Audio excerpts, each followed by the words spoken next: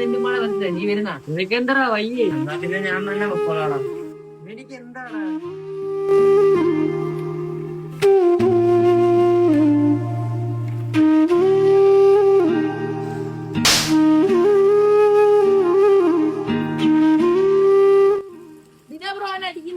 Bro അവന് ഉമ്മയില്ല.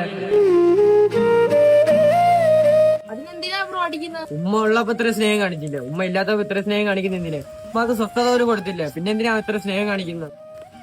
Bro എനിക്ക് ഉമ്മയില്ല. ഉമ്മ ഇല്ലാത്തവർക്ക് എന്റെ വേദന മനസ്സിലാവത്തില്ല. പിന്നെ ബ്രോ എവിടെ പോയിട്ടാ വരുന്നതെന്ന് മനസ്സിലായോ? ഉമ്മ അടുത്ത് പോയിട്ടായിരിക്കും വരുന്നത്.